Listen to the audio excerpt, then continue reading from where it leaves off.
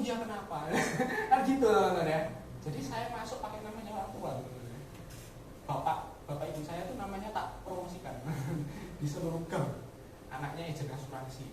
Nah itu saya masuk dari situ teman-teman. Beberapa rumah masuk, beberapa kalau ya memang tuan rumahnya nggak ada ya saya nggak bisa masuk teman-teman pastinya. Kemudian saya masuk, saya prospek seluruh gang ini teman-teman. Tidak ada satu yang closing, luar biasa teman-teman ya.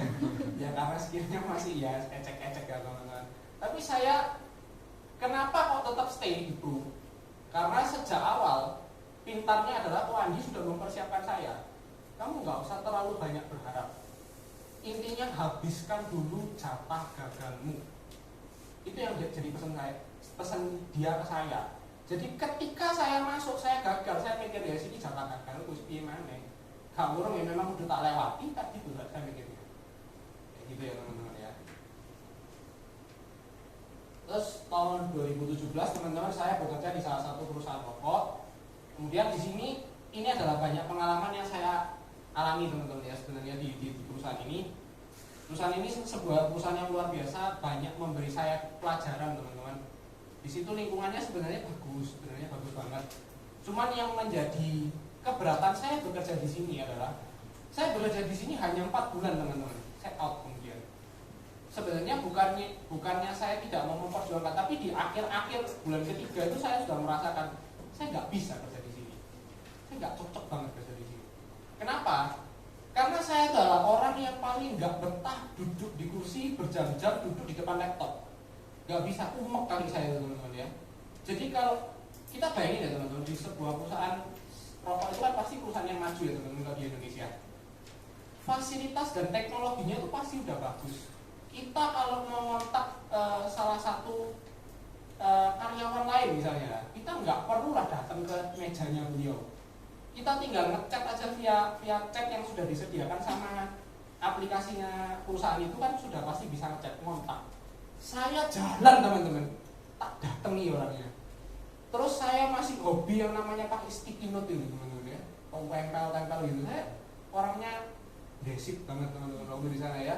Jadi saya nggak melakukan modernisasi di sana. Saya gatel teman-teman, nggak duduk terus jalan ke sana, jalan ke sini. Manajer selalu bingung sama saya. Kok nggak pakai chat Vincent?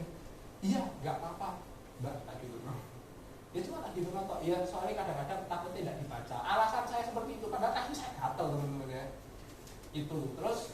Nah, di sini itu sebenarnya salah satu yang memutuskan saya kenapa kok berhenti adalah saya di perusahaan ini sama-sama mengurus asuransi, teman-teman. Saya di bagian human resource. Spesifikasinya adalah CNB. CNB itu adalah compensation and benefit. Kompensasi dan keuntungan karyawan. Hal-hal yang berbau itu adalah saya urus. Jadi saya ngurus terkait sama asuransinya karyawan, karyawan bisa dapat mobil nih, bisa dapat benefit kacamata, perawatan gigi dan segala macam, itu saya yang ngurus dulu. Nah, saya mengurus itu karyawan seluruh grupnya perusahaan itu. Seluruh grupnya, bayangin berapa ribu karyawan teman-teman ya yang diurus. Itu email gak ada habisnya. Bayangin kalau mereka komplain teman-teman. Saya waktu pertama kali masuk kerja di sana, sama yang namanya mentor sama senior-senior itu udah dicepain yang satu namanya Budi, panjang banget. Saya bingung ini apa sih Ceng gitu tanyakan. Ternyata apa? Ini adalah template jawaban. Jadi kalau misalnya ada karyawan yang nanya berkait sama kacamata, kopas, jawabin aja bro. Kalau yang tanya tentang ini, jawabin aja bro. Jadi saya tuh disuruh kopas teman-teman. Kecuali pertanyaannya memang spesifik ya, case to case. Jadi harus dibaca benar memang pertanyaannya dari karyawan tersebut. Tapi kalau pertanyaannya general, sudah kopas saja katanya. Terlalu banyak, nggak mungkin selesai kamu teman-teman. Nah itu, saya mikir, wah ini nggak beres kerja di sini ya, capek nanti saya ya. Sudah saya kebetulan memang nggak cocok jadi admin. Saya disuruh kerjaan yang begitu banyak di depan laptop, nggak betah saya teman-teman. Akhirnya saya memutuskan keluar. Gitu teman-teman ya. Itu singkat cerita perjalanan saya di perusahaan tersebut. Nah, kemudian di tahun 2018 teman-teman, saya memberanikan diri. Kan saya pasti sepanjang perjalanan kan saya juga aktif gitu juga ya. Omset setiap tahun sebenarnya ada, meskipun nggak promosi teman-teman. Tapi Gini, ketika saya menjalani, saya kan mengumpulkan income. Saya tabung, saya simpan, saya mikir uang ini harus saya apakan ya? Kan kita ini kuliah diajarkan menjadi seorang entrepreneur, pengusaha. Saya mikir uang ini harus saya apakan. Akhirnya saya berpikir untuk franchise. Saya berpikir, kan kalau kita masuk ke PRU, pasti ada mindset di mana kita belajar yang namanya passive income. Karena itulah terbesit yang saya melakukan franchise. Saya franchise Teh Poci, teman-teman ya, singkat cerita. Teh Poci ini saya buka, terus, nah ini pengalaman yang lumayan seru teman-teman, Teh Poci ini. Saya buka tempat persis di depan kampus saya sendiri, di UK Petra dulu. Di depan UK Petra, saya buka stand strategis banget teman-teman. Lokasinya persis di depan gerbang, lurus banget ya, ini seperti ini, lurus banget. Tapi teman-teman, kok bisa bisnis ini juga tutup 4 bulan sama? Sial banget angka 4 ini teman-teman. Saya sial banget sama angka 4. Nah kemudian kenapa kok bisa tutup teman-teman? Saya punya seorang karyawan, kemudian jadi gini, ternyata karyawannya ini nakal teman-teman. Yaitu teman-teman, jadi sebenarnya bisnis itu butuh pengalaman. Saya sadar sebenarnya, oh iya benar, memang metode untuk bisa mendapatkan passive income itu salah satunya adalah franchise.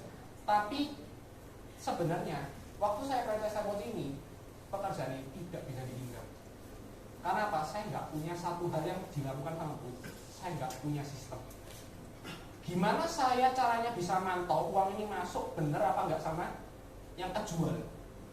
Saya cuma bisa mantau kalau misalnya kita jualan teh teman-teman. Yang bisa kita pantau apa kira-kira? Gelas plastik, betul teman-teman. Gelas plastik ini kita teman-teman. Saya sebenarnya buka stand.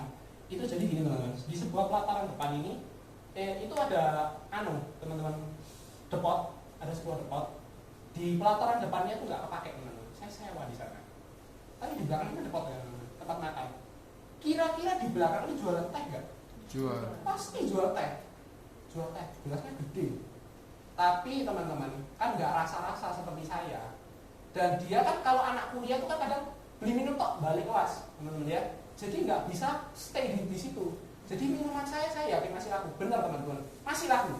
Tapi yang salah adalah gini, saya nggak berpikir bahwa karyawan saya bisa nakal. Ternyata karyawan saya lebih pintar dari saya teman-teman. Pintar bujuk saya maksudnya. Dia teman-teman, setelah ada orang yang makan di dalam, gelas itu kan habis diminum kosong. Ini refill-nya di tempat saya. Bayarnya cash langsung ke karyawan. Duitnya hilang nggak? Saya bisa mantau yang hilang berapa. Loh kok bisa dipantau? Satu bungkus teh ini kan jadi berapa liter dan segala macam. Bener ya teman-teman ya? Kira-kira satu ceret besar ini bisa jadi berapa? Saya sudah hitung juga teman-teman. Saya nggak serumah itu hitungannya. Tapi saya mikir gini, kok pintar juga ini karyawan. Dia ngelesnya gini, iya kok banyak yang nggak mau pakai es batu. Es batu kan mencairkan ya, udah ada buktinya, bener nggak? Banyak yang nggak mau pakai es batu. Gak masuk logika teman-teman ya. Panas kayak gitu nggak pakai es batu. Hebat teman-teman. Saya membuat teman-teman ya. Istilahnya kalau orang Chinese mau membuat ya itu. Saya nggak bisa ngomong teman-teman. Akhirnya bisnis ini nggak bertahan. Penjualannya itu cuma sehari cuma 15 cup. Nggak cocok sama gajinya sama sewanya. Saya tutup teman-teman. Jadi itu teman-teman ya. Jadi sharing saya. Sebenarnya bisnis itu memang iya benar kita layak berbisnis, tapi tolong punya pengalaman dulu, detail dulu. Sedetail-detailnya kita diajarkan di kuliah pun saya juga masih gagal kok di luar sana. Tapi ya pengalaman itulah yang menjadi pelajaran saya teman-teman ya. Semoga jadi pelajaran buat teman-teman juga. Kemudian di 2018 sampai 2018 panjang perjalanan itu saya mengejar untuk bisa achieve AD teman-teman ya. Karena saya sebenarnya udah banyak nggak fokus, nggak jelas sama Teh Poci itu. Teh Poci ini saya jalankan juga di 2018. Kenapa kok saya jalankan di 2018? Saya terlena teman-teman. Ini pesan saya bagi yang mengejar AD. Saya mengejar AD ini kan saya bilang saya hampir gagal. Kenapa? Ceritanya kayak gini teman-teman. Saya terlena dari Januari sampai pertengahan tahun, sampai sekitar bulan Agustus itu omset saya tuh sudah ada gambaran di atas 400. Sudah ada banget. Kemudian saya jadi nyantai, saya jadi mikirin duitnya tak putar kemana, serakah teman-teman ya.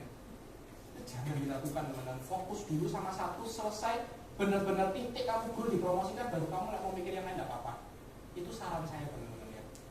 Karena ini terjadi ke saya nggak fokus, saya jalani tepoci itu, saya mobile terus pindah-pindah ke sana, tepocinya juga nggak jalan. Tiba-tiba teman-teman di akhir tahun sekitar Oktober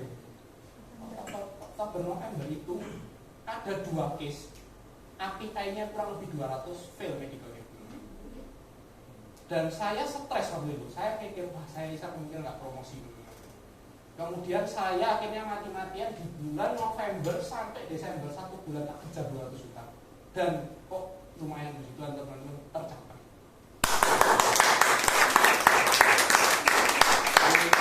Sebenarnya bukan teman-teman perlu bertepuk tangan atas saya berhasil kejar 200 jutanya dalam setahun. Tapi yang ingin saya sampaikan di sini teman-teman, saya kan lagi sharing ya teman-teman. Saya berharap banget teman-teman paham arti dari sebuah fokus. Ini karena saya benar-benar ngerasain sendiri teman-teman. Please jangan nggak fokus loh. Gitu teman-teman ya. Terus ini pesan saya teman-teman, dari kejadian saya juga kan saya menangkap akhirnya tidak ada yang mustahil teman-teman. Ketika orang lain pernah capai melakukan hal seperti itu, kalau orang lain sudah seperti itu, maka itu ini adalah masuk akal, possible teman-teman ya. Contoh seperti ini. Diplo yang kejar omset 1 bulan 400 juta aja ada nggak? Ada banget. 1 miliar mungkin ya ada. Nah kalau saya 200 juta nggak bisa. Possible lah teman-teman. Nggak impossible. Tinggal mau apa enggak? Gitu aja. Nah teman-teman saya punya satu video singkat teman-teman.